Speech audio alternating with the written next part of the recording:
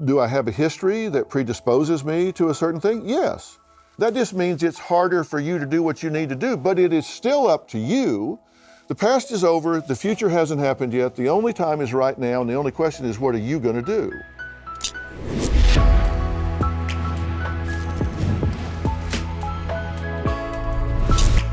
Hello and welcome. This is the Sunday Special with Dr. Phil McGraw, the host of The Dr. Phil Show and the brand new podcast, Fill in the Blanks. We'll get to our interview with Dr. Phil in just 1 second. But first, let's talk about the post office. No one really has time to go to the post office. You are busy. Who's got the time for all that traffic, parking, lugging all your mail and packages? No joke. Last time I went to the post office, I got a parking ticket. This is why you need Stamps.com. It's one of the most popular time-saving tools for small businesses. Stamps.com eliminates trips to the post office and saves you money with discounts you can't even get at the post office. Stamps.com brings all the amazing services of the U.S. Postal Service direct to your computer. Whether you're a small office sending invoices or an online seller shipping out products, or even a warehouse sending thousands of packages a day, Stamps.com can handle it all with ease. Simply use your computer to print official U.S. postage 24/7 for any letter, any package, any class of mail, anywhere you want to send it. Once your mail is ready, just hand it to your mail carrier or drop it in a mailbox. It is indeed that simple. And with Stamps.com, you get 5 cents off every first-class stamp and up to 40% off priority mail. Not to mention, it's a fraction of the cost of those expensive postage meters. Stamps.com is a no-brainer. It'll save you time. It'll save you money, which is why over 700,000 small businesses already use Stamps.com right now.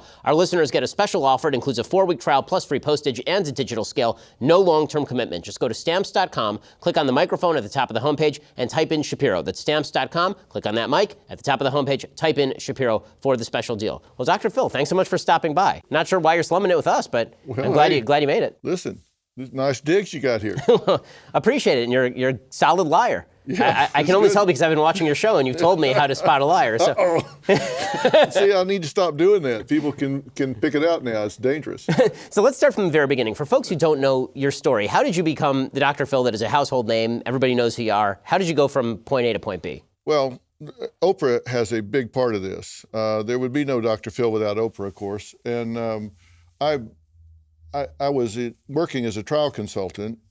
I had a trial science firm in Dallas called Courtroom Sciences, and I represented Oprah as part of her trial team in the Mad Cow case. People might remember the Mad Cow case up in Amarillo.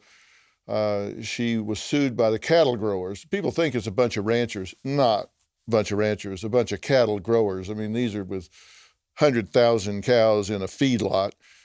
She made a comment that they alleged disparaged her about beef and sued her in Amarillo, and that's behind enemy lines for her. So I helped defend her in that case up there, and after that, she asked me to be on her show, and after a while, I did, and then she asked me to be on again, and then again and again, and then I started doing every Tuesday for 5 years, and from that came the Dr. Phil Show, and I'm now in my 17th season. I never intended to be on television at all. In fact, in all the years that I worked as a trial scientist, I never gave one interview, not one time. People come to trial and say, who are you? Answer was always the same, I'm not here. Because we didn't want to be in the spotlight then, we want to be behind the scenes. So it was never my aspiration to do it, but I really enjoyed doing her show, and then sprang the Dr. Phil.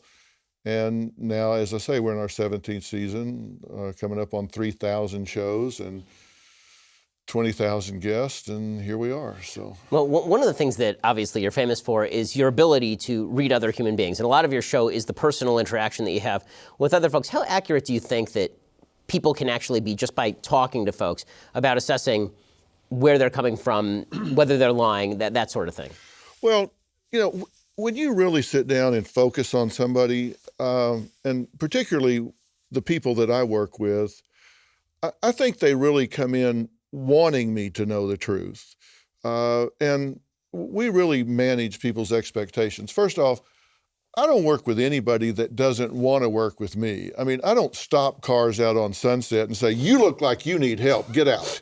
That's not how it works. I mean, we get tens of thousands of emails of people wanting to be there, and it's hard to get there because, somebody told me the other day, the average guest is written in 20 or 30 times before they get there, which I hate. I'm sorry about that. but they really want to be there. And I make it real clear, look, I can help you with anything you tell me about, even if it's to tell you I can't help you, or I will send you where you can get help. But if you come in and tell me something that's not the truth, if you're just coming in trying to cover your ass or spin this, you're wasting my time and yours. So you worked really hard to get here, so you need to tell me the truth. So most people really are trying to put it out there and tell me the truth. And if they're not, it's pretty obvious. If somebody's there just trying to be a right fighter, not own their part of a circumstance or situation, whether it's a family issue or they're on drugs or whatever, if they're trying to evade and hide, it's pretty evident because they're not wanting to take accountability or whatever. And once they start getting honest, that's real clear too. But most of the people come in are trying to really get some help sincerely, or they don't make the cut. Because we do, every guest that I deal with, I get a notebook that's probably 250 pages thick, because we do intake interview, I do a cross-sectional history, a longitudinal history, a medical history, a social history. We interview collaterals, neighbors, friends, family members, to try to get as many perspectives as we possibly can. So I have a lot of information that doesn't just come from them. And then I have an advisory board for Dr. Phil, and that's made up of the top minds in psychology, psychiatry, medicine, sociology, and they're from the top learning centers in the country. I've got the head of the family division at Harvard Medical School, head of the child psychiatry at Yale University. I've got Dr. Zimbardo, professor emeritus from Stanford University, that's done remember he did the prison experiment, has written most of the general psych textbooks. If people went through general psych, they probably had Zimbardo as a textbook. I've just got, these are a lot of the editors of the peer review journals in psychology. These are all on my advisory board. So if I get a really complex case, I can send it out to these different men and women on my advisory board and get really good input from them. There's about an 18 to 24 month lag time from research that's accepted for these peer journals to the time it gets published. So I get beyond cutting edge information for my guests. So we really do our homework. So what do you think are some of the benefits and drawbacks of dealing with people on a psychological level in public like this? Well, first off, you have to be real clear in your expectations of what you're going to do. I am 100% clear with myself that I'm not up there doing 30-minute cures. I mean, come on. People ask me sometimes, Dr. Phil, are problems really as simple as you make them out to be? I don't think problems are simple at all.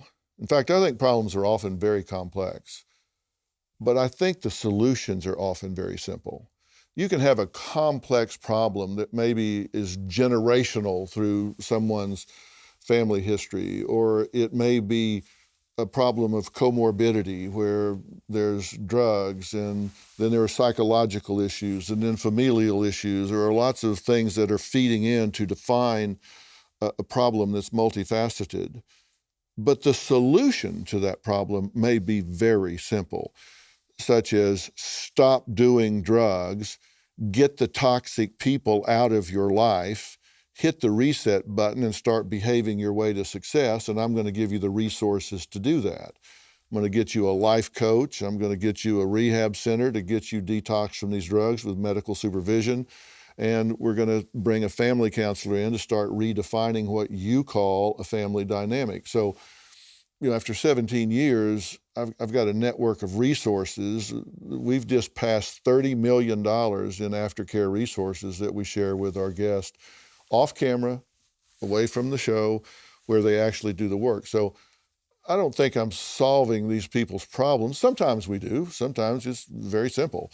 But I think of it as being kind of an emotional compass. I can tell you what I think, point you in the right direction, and then help you with the resources you need to get there.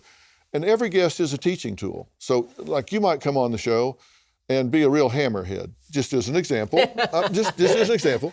And maybe you don't get it. Maybe what I'm telling you don't get.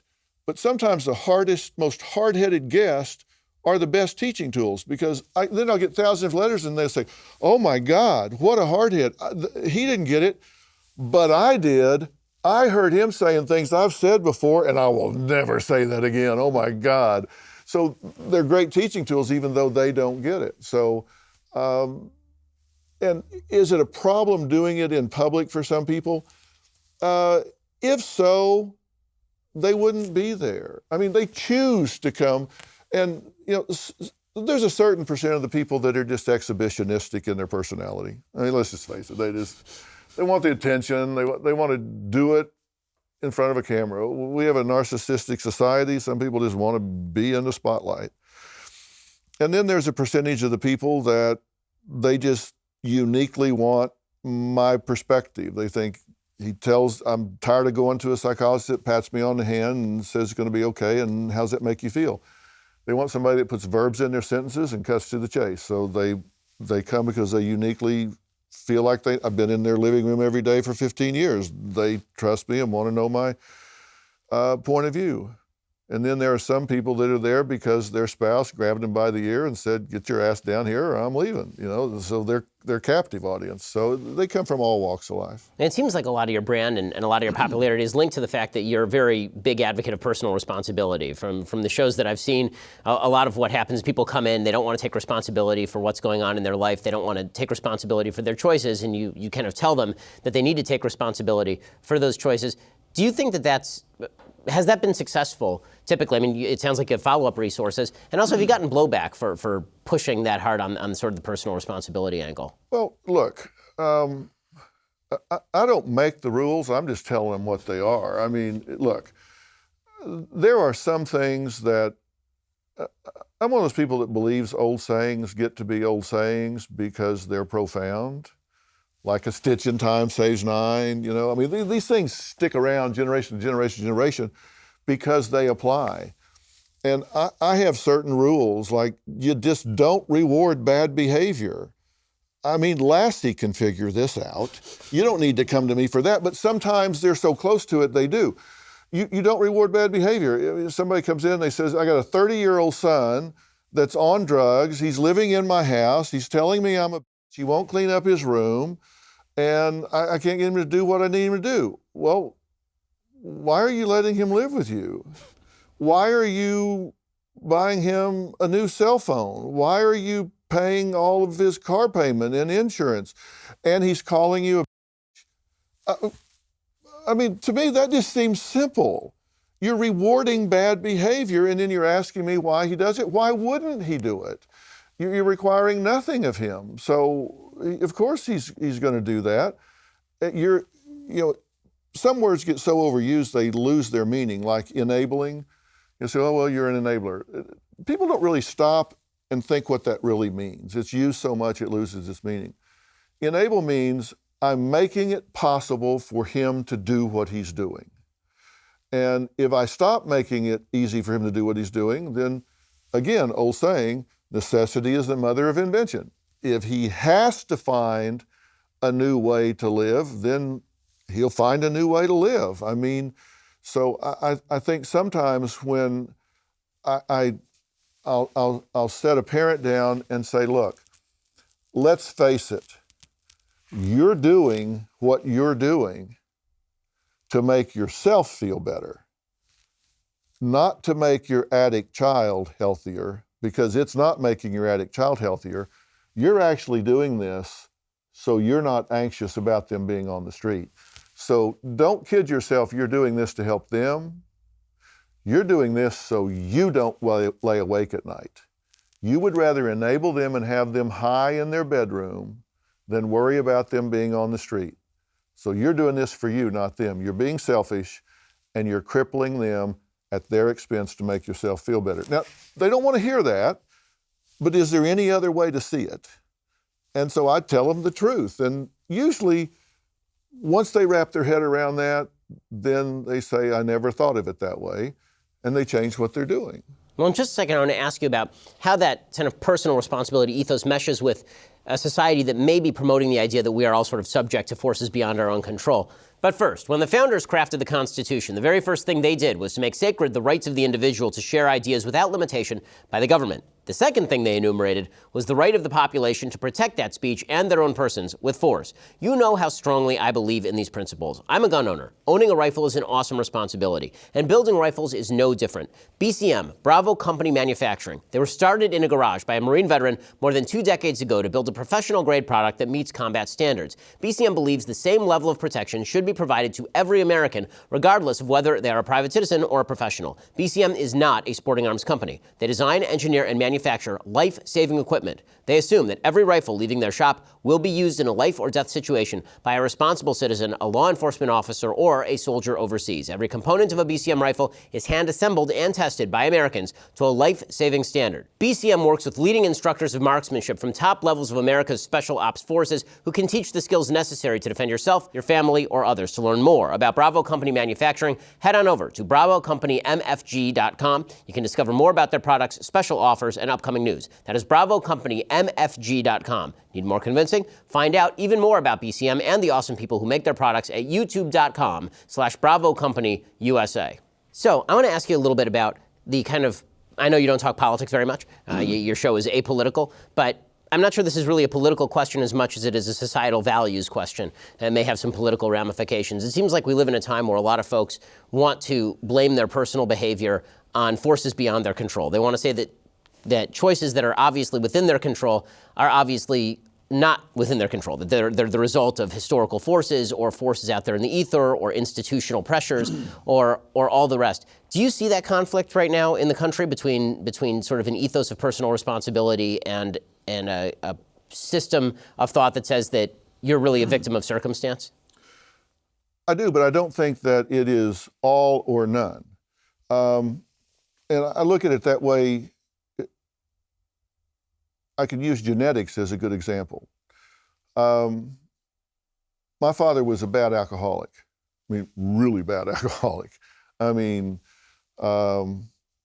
he would drink to the point of blackout, oblivion, violence, tearing up the house, attacking family members, et cetera, et cetera. Now, I am genetically predisposed to be an alcoholic. Genetics oftentimes don't tell you who is going to be a certain way. It just tells you who is more likely to be a certain way. It just means for me, I have a steeper hill to climb. It just means for me that I have a bigger challenge because of historical events. Learning history, nature-nurture controversy, for me it was both. That was my modeling.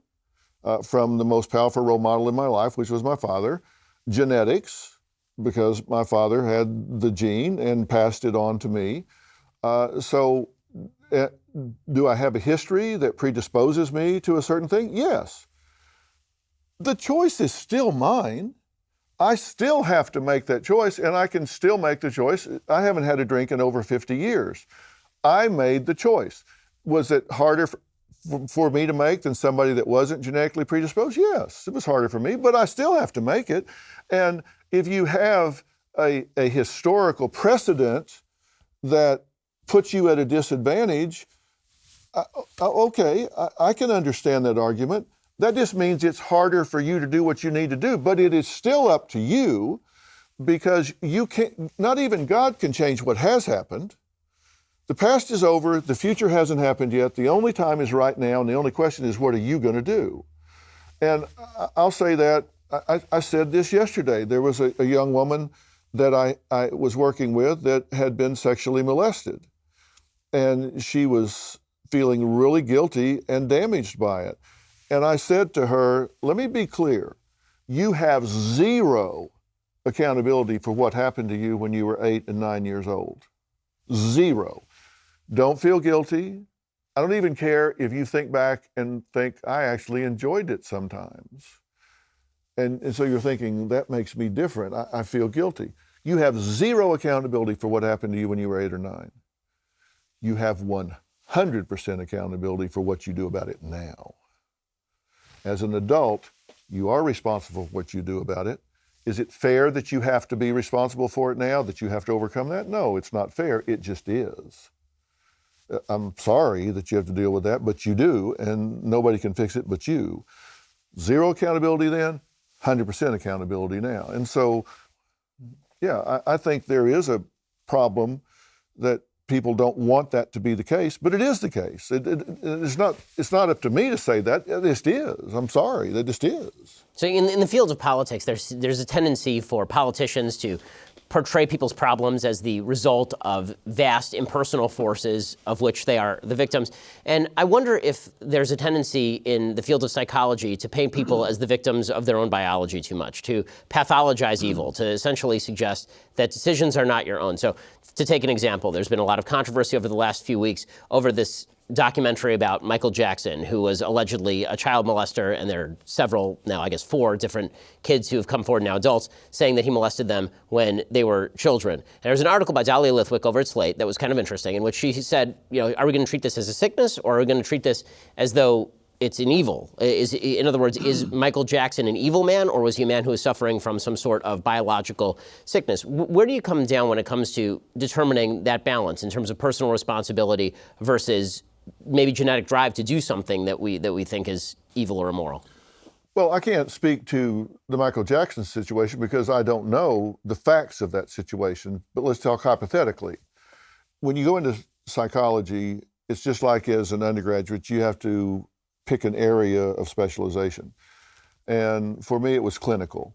And that's where you deal with neurosis, psychosis. That's what you generally think of when you think of going to a therapist. They're generally a clinical psychologist. Not always, it can be counseling and others, but generally it's clinical. And then I also completed the core in behavioral medicine, which is essentially medical psychology. It's the point at which your physiology and your psychology merge and interact, and they influence one another. And that can be a profound influence, particularly with chronic disease management. And then when I finished school, I did a postdoctoral fellowship in forensic psychology. So now I was dealing with psychology and the law. And one of the things that I was often called on to do from a forensic psychological standpoint is make a determination between the irresistible impulse and the impulse not resisted. And there's just a few words to differentiate that, but it's often the difference between the death penalty or life in prison and going home. An irresistible impulse, you become involuntary. You're a passenger. This is an irresistible impulse. You could not resist this. You're now a passenger. You're back in row 12 of the bus. An impulse not resisted, you're driving the bus. You choose not to resist this impulse. And a big part of my determination in those situations was, did this person have the capacity to know the difference between right and wrong? And if someone is a pedophile, if they are aroused by children, for example, okay, clearly a deviant behavior set, right? Unhealthy, sickness, no doubt about it. Do they know the difference between right and wrong? Do they know this is wrong, but they act on it anyway? Now, to me, if they know it's wrong, then they have the ability to raise their hand and say, I have this problem, I need help with this, I need controls built in around me for this, I need monitoring, I need help with this, I have trouble with this. And if they fail to do that, now I've got a problem with their behavior. But if they say, look, I have a problem here, and I realize that I don't want to feel these things, but I do, and I know it's wrong, so I'm identifying myself. I'm going to mental health professionals. I'm identifying myself before I act on this. And there are many pedophiles that do that, by the way. They do raise their hand and say, they don't come out publicly, they go to a therapist and say, my God, what is wrong with me? And they get help. So somebody that feels that and knows the difference between right and wrong. And one of the real simple ways to figure that out is if they hide it. Because if they hide it, they must know it's wrong. So if they don't hide it, then they might not know it's wrong. So you can look at their behavior and see, did they go to great lengths to hide this, to cover this up? If they do, they must know it's wrong. So I was on your show a couple of weeks ago, and one of the things we talked about was the Jussie Smollett alleged fake hate crime. And one of the topics that came up was the possibility that we Americans may value victimhood too highly. We are all sympathetic to victims. We want to make sure the victims are taken care of. But do you think that Americans are treating victimhood as a sort of medal of honor at this point? Well, it depends.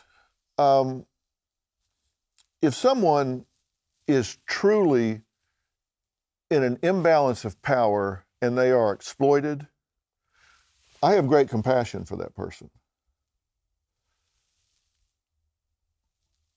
But you have to make a decision and maybe an investigation to determine if that's really the case.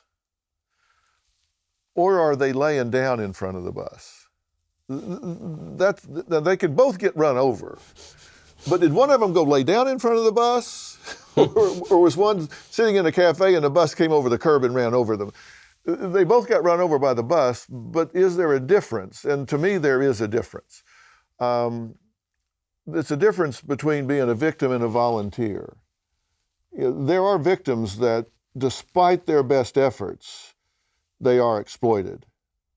And then there are those who seem to volunteer for it and take great pride in it, and it becomes their identity. I have much less compassion for those people, and I think there are some of those people, and it becomes who they are. And they milk it for everything they can. And I'm not talking about hoaxes. I'm talking about people that truly become victimized in some way. They get on the short end of an imbalance of power. But can I sort of change the subject for a minute? Sure, please. This is something that really bothers me. And you were on the show a couple of weeks ago. Thank you very much for doing that. And you were on there kind of as the sole voice on your side of the issue, with 4 or 5 other voices that were kind of counterpoint voices. And I thought that we had a very respectful, intelligent conversation. And I talked to the audience afterwards in studio. I looked at the message boards afterwards, and I thought people on both sides of the issue were a little bit dumbstruck by what an intelligent, respectful exchange of ideas took place, even though there were some diametrically opposed positions. And I walked backstage, and you were back there with a couple of those people that you have debated before. You are 180 degrees out from where they are on positions, and y'all were laughing and talking about some personal issues and just really kind of enjoying some personal time together.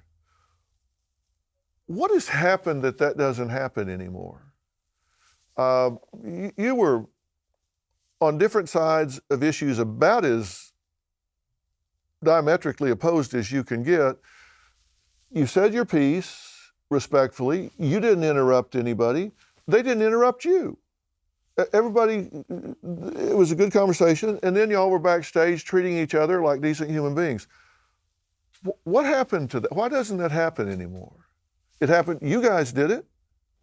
Well, again, my opinion on this is that I do think that there is currency in victimhood, and even in public debate, if you can claim that you've somehow been harmed by the other person, then we grant you a sort of patina of more credit. You're treated with more respect. So if you're in just an honest debate and everybody sort of understands the rules of the debate, you treat each other with respect, somebody wins, somebody loses, or maybe you just have a discussion, then there's no real reward there.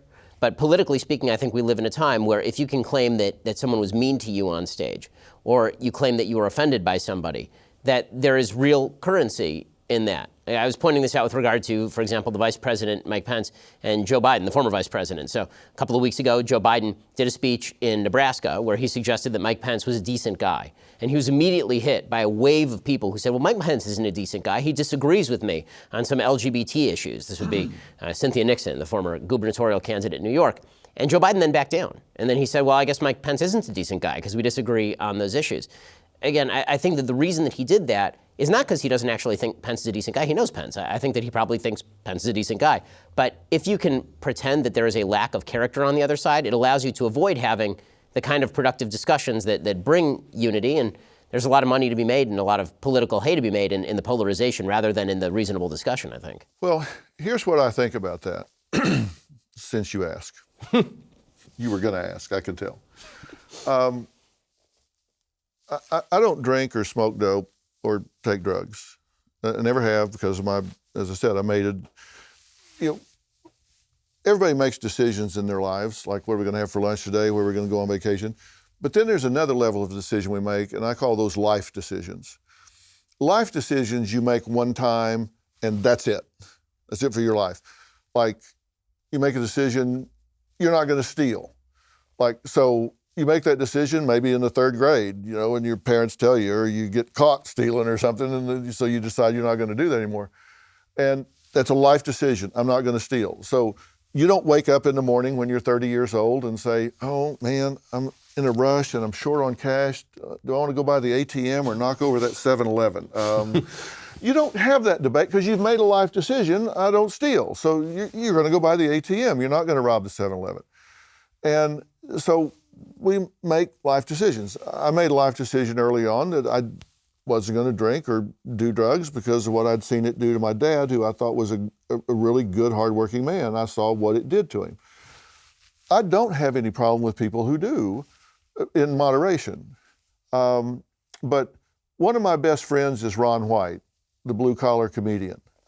Now, he smokes dope every day, and he drinks every day. And I've loaded him into the car and taken him home and poured him out on the floor before. And people say, how can these two be friends? Here's Mr. Straight, doesn't do any of that, and here's Mr. Never does anything but that. And my answer to that is always the same. You don't have to love everything about somebody to love them. You don't have to love all their behavior to love them. I wish he didn't do that, but he does. But he's also very loyal. He's a great father. He's really fun to be around. He's an intelligent guy, interesting to talk to, very respectful of my wife and kids, and he's just a really great guy.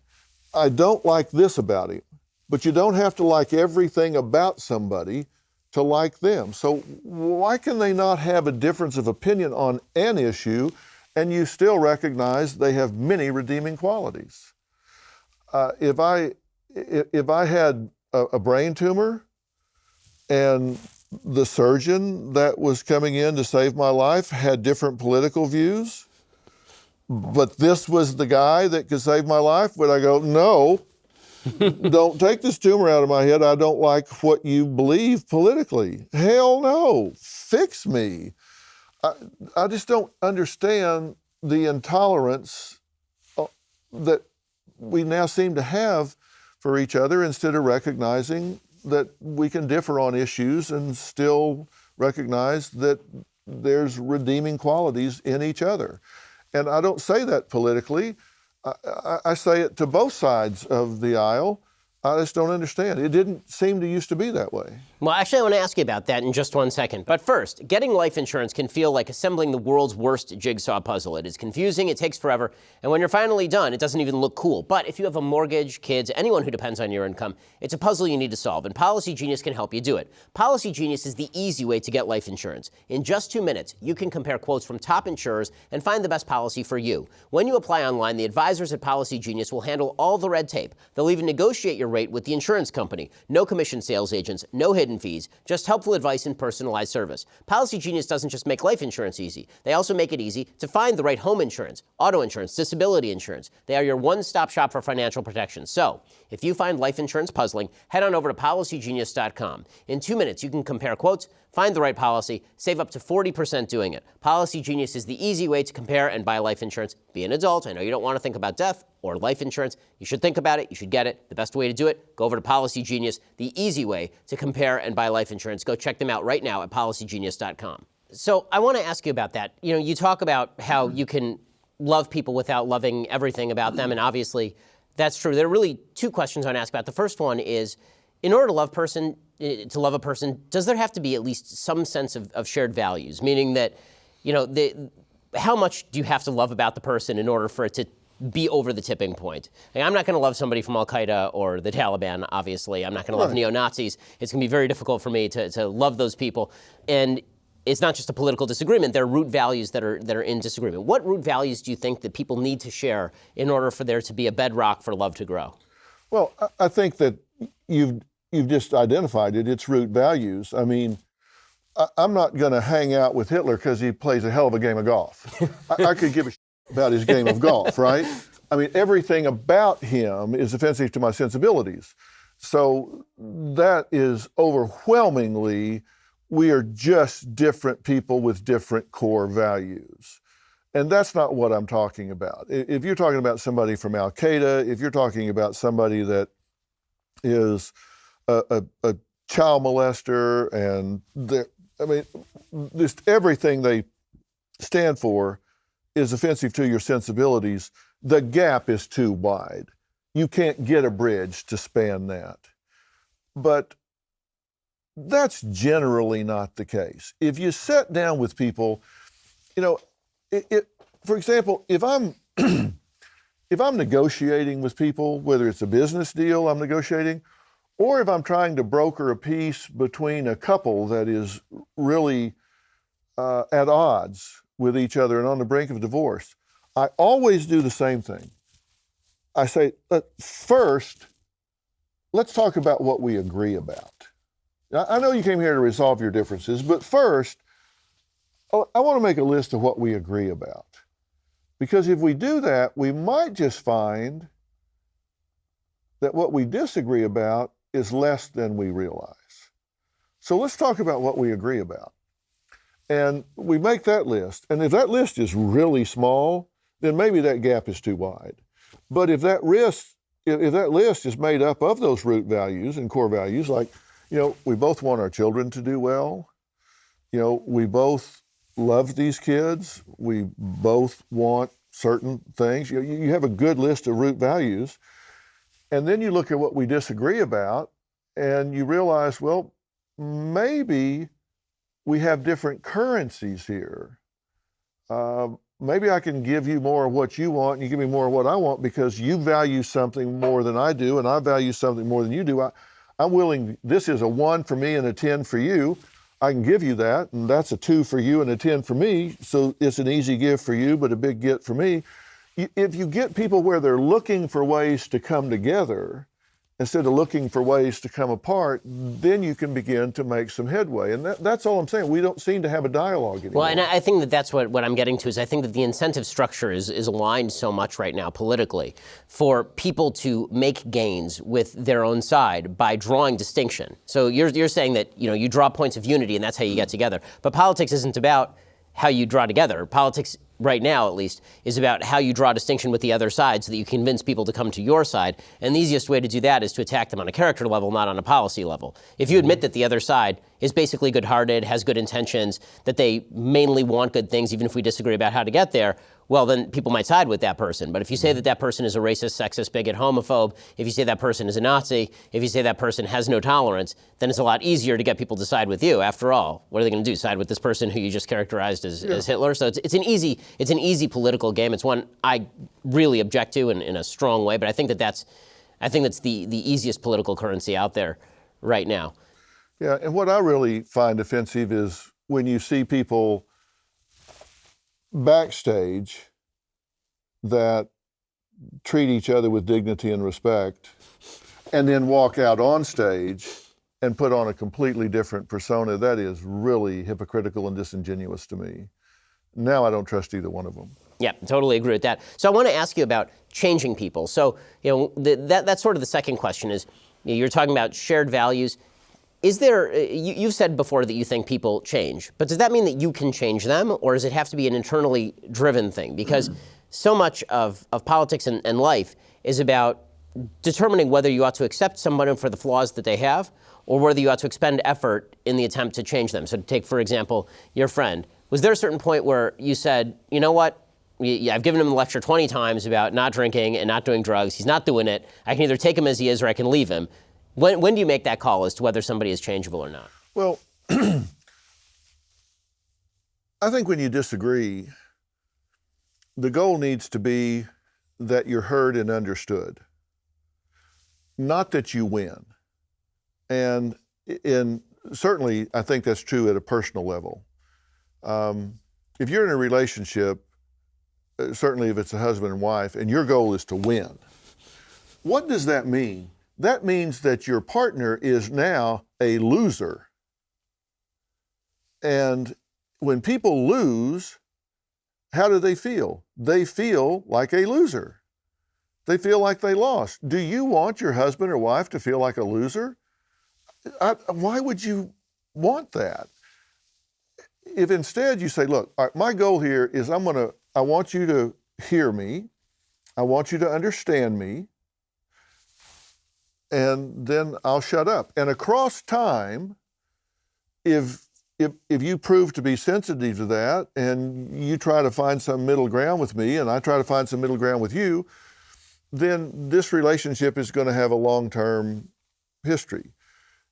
If not, then maybe it won't. But my goal is not going to be to grind you down where you finally say, okay, you're right. You got to decide if you want to be right or you want to be happy.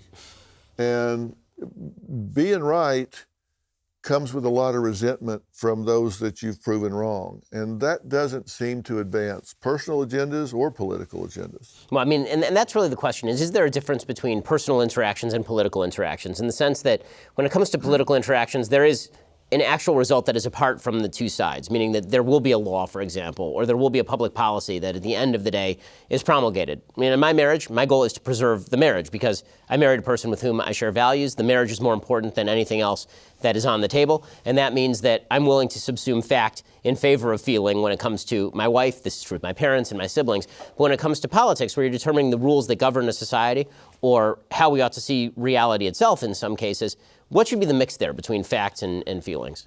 Well, I think that people say politics are local, not national. I disagree with that. I think politics are personal.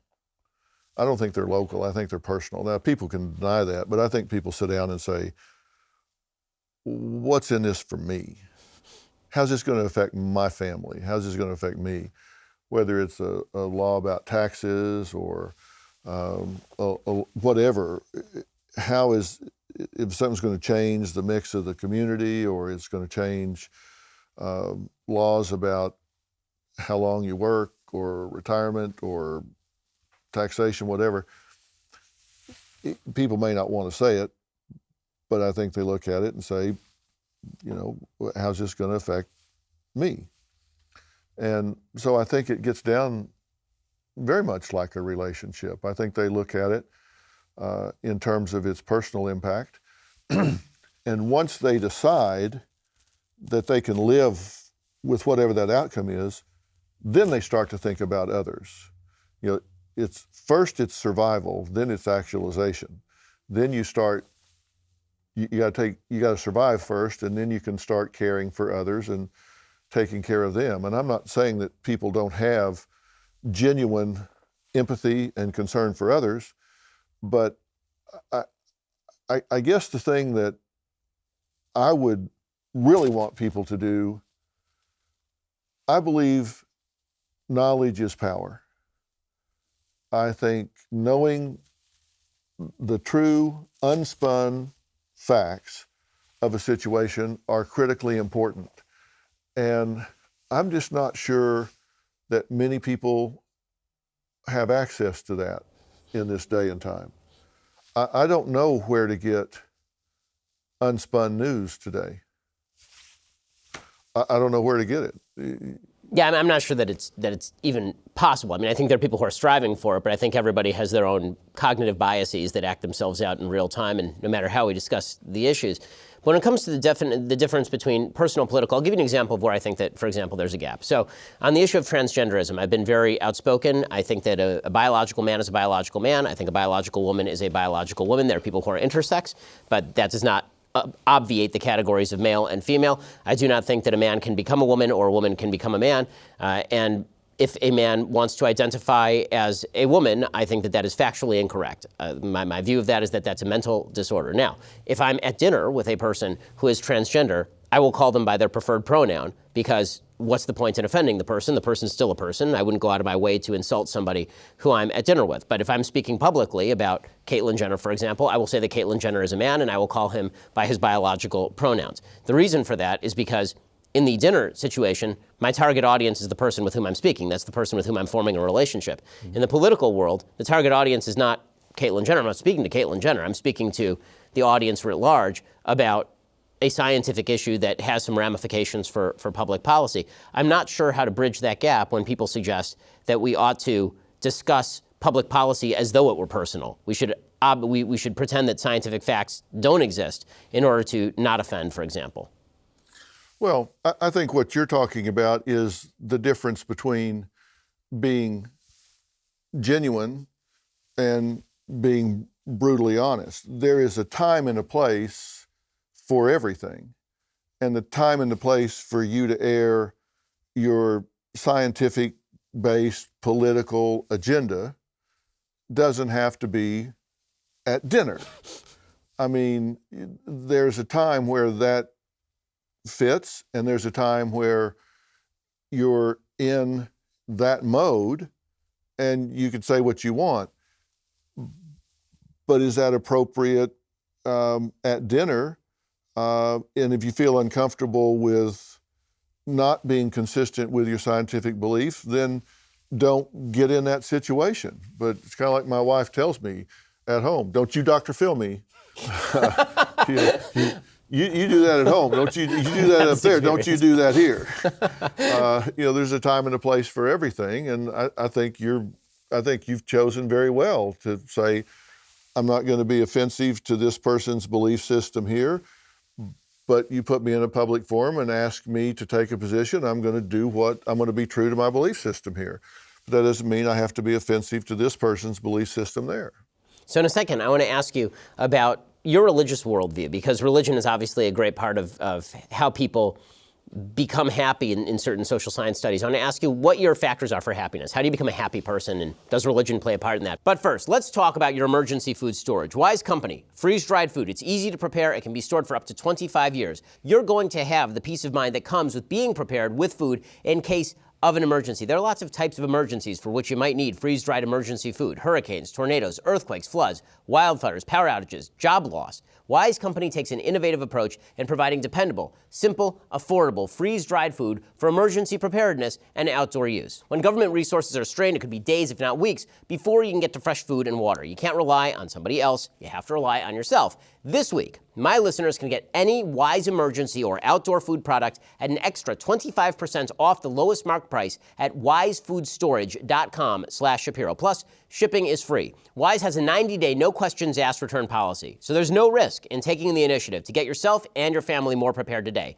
That is wisefoodstorage.com/Shapiro to get any Wise emergency or outdoor food product at an extra 25% off plus free shipping. That's wisefoodstorage.com/Shapiro. So let's talk a little bit about how to become a happy person. So there's a lot of focus on happiness, particularly in Western civilization. The traditional religious worldview has been your happiness is of no consequence, basically, that you have duty, and duty is what motivates you. And if you fulfill your duty, then you'll be happy. In the typical sort of Aristotelian view, if you act in accordance with virtue, you'll be happy. We in Western society seem to think that happiness is sometimes material goods, sometimes it is, kind of the joy of the moment.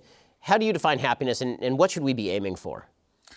Yeah, well, a friend of mine has a poster that says, money won't buy happiness, but it'll get you where it is. It'll get you real close to where it is. I think it's very individual, and I think it comes down not only to how you define it, but how you experience and express it. I mean, because happiness is not just a definition, it's experiential. I mean, let's put on our Gestalt hats for a minute and say, what's our experiential happiness? And, to me, I start using synonyms like fulfillment and peace and joy. And, I'm what my wife Robin calls emotionally constricted sometimes. I mean, something good will happen, and she looks like, Snoopy dancing in the Peanuts cartoon. She's like, "Yay!" And she looks at me and says, "Give me something. Come on, give me something here." And I might be feeling all warm inside, and it's like, okay, I've achieved that. I've clicked that off. I feel great about this. And, for me, happiness is a real sense of peace and accomplishment and that kind of sense of having climbed this mountain and done that. And I'm very happy about that. But I may not be as expressive as she is or the next person is. And I think it's different. I think it's different for everybody. And for some people, they define that with, spiritual awakenings and spiritual evolution. Some people achieve it through a sense that they're really being altruistic in some way. Some people define it materialistically. And I think it changes as we change. Things make me what I call happy or fulfilled now that didn't have that effect on me 30 years ago. I've got this kind of ruler that I've made. I roll it out on the floor, and it goes from 0 to 83, which is the life expectancy. And I have people sometimes walk along it and stand on their age.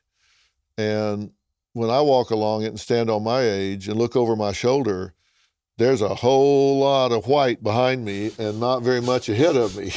So now, having good health and being able to enjoy what's around me now, my kids who are grown and my grandkids, I mean, to me, spending time with them and having the health and cognition to enjoy it, that to me is really fulfillment and happiness, and that to me really fills me up.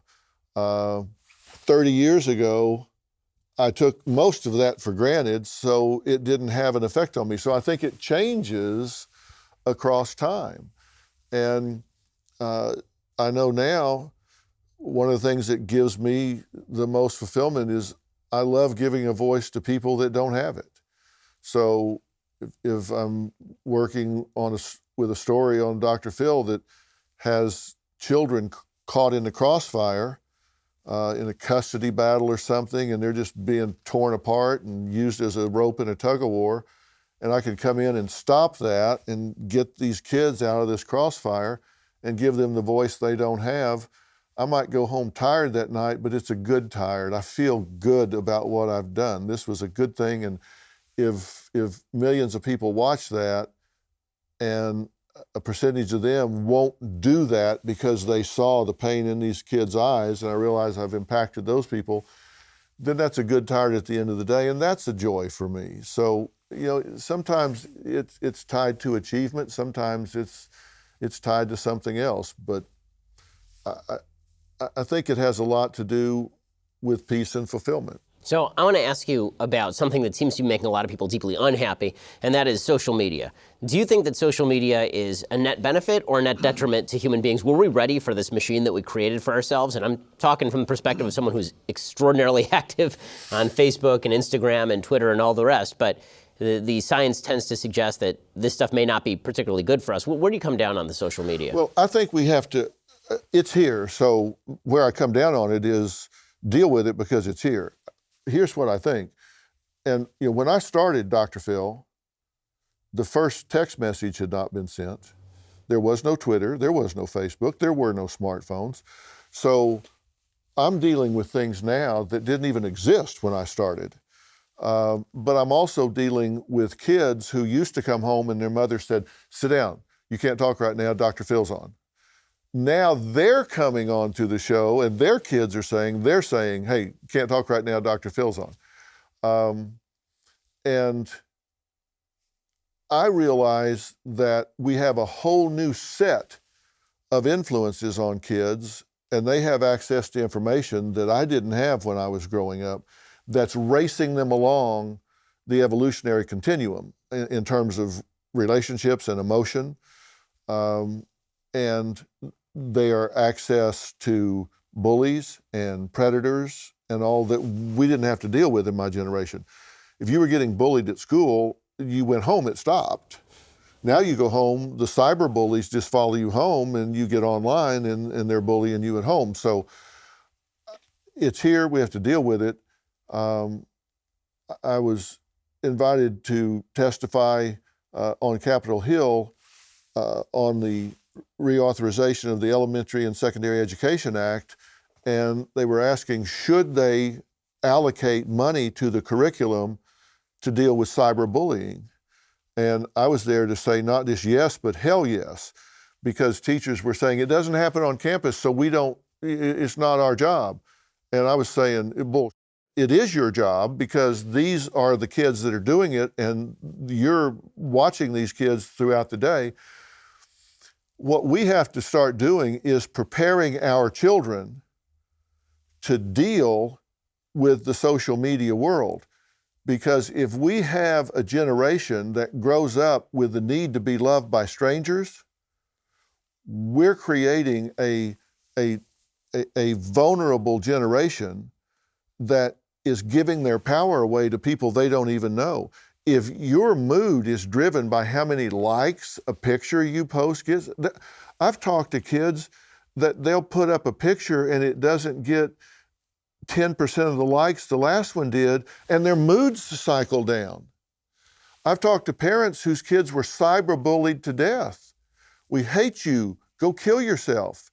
And they walk in and their daughters hung themselves in the closet and they're dead. And they go look at their social media and there's 75 posts there, just kill yourself, we don't want to see you tomorrow.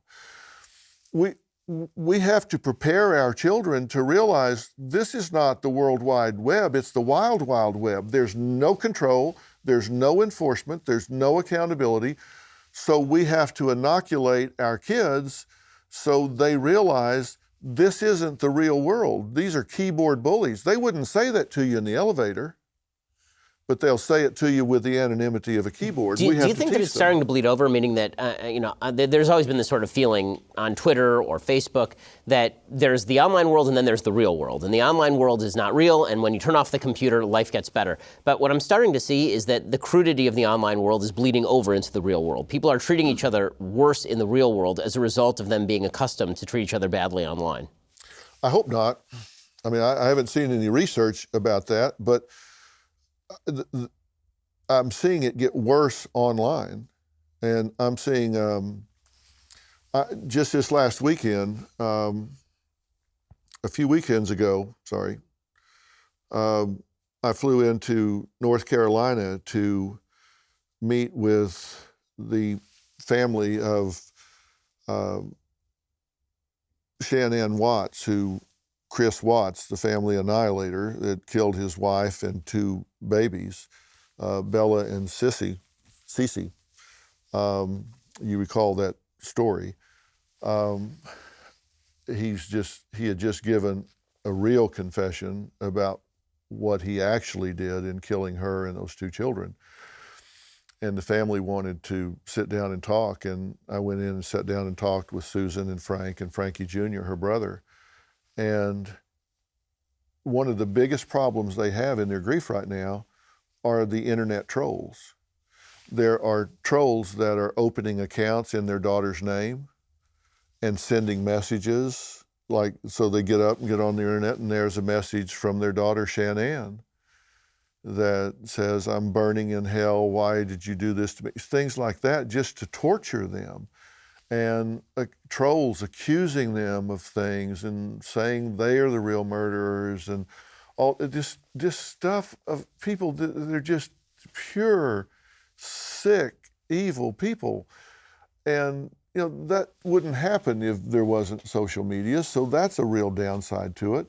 And there's no enforcement of that. And there's got to be some way to find those people and hold them accountable for that, because some people that don't react well to that, it can actually push them over the edge and be suicidal. So some of it is out of control, and I don't know what the answer is, but it is out of control. So when it comes to how to train your kids for this sort of stuff, you deal with kids on a regular basis on this show. What are sort of the rules for the road in teaching your kids how to deal with a world that seems like it may be increasingly chaotic? Well, you have to talk to them about it, number one. Look, kids have the knowledge but not the wisdom to handle this internet and the World Wide Web. Adults have the wisdom but not the knowledge. Those kids can navigate around there. My God, with 3 clicks, they can have you anywhere in anything looking at whatever. We're in there trying to figure out how to get this camera to point the other way for 30 minutes, and by then, they've gone around the world. So they've got the knowledge. We need to provide the wisdom, and you've got to sit down and talk to them. And you remember, well, you're too young, but there used to be these ads that would come on at 10 o'clock at night. They would say, it's 10 o'clock, do you know where your children are? Do you remember those? No, a little before my time, I think. Yeah. Well, it used to be, it'd just come on at 10 o'clock, it'd just go bing, it's 10 o'clock, do you know where your kids are? With the internet, it's always 10 o'clock. You need to know where your kids are.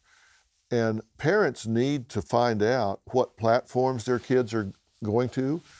And they say, well, I don't want to invade their privacy. My advice, invade their privacy. Get a screen name. Get in that group. See if your child's being groomed. They may not notice it, but you need to notice it.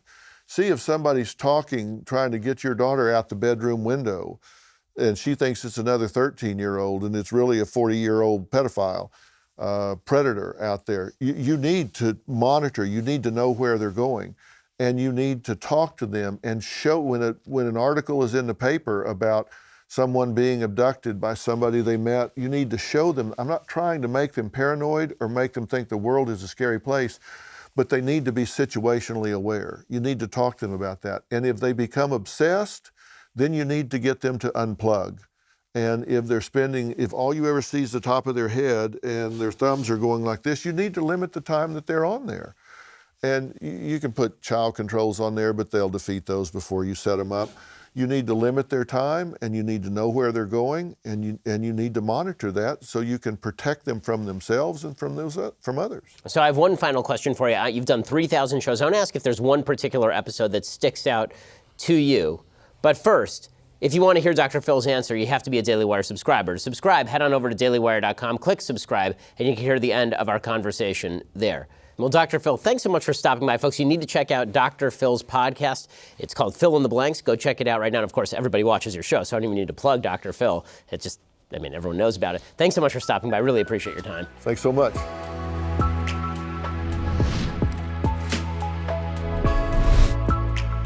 The Ben Shapiro Show Sunday Special is produced by Jonathan Hay. Executive producer Jeremy Boring. Associate producer Mathis Glover. Edited by Donovan Fowler. Audio is mixed by Dylan Case. Hair and makeup is by Jesua Olvera. Title graphics by Cynthia Angulo. The Ben Shapiro Show Sunday Special is a Daily Wire production. Copyright Daily Wire 2019.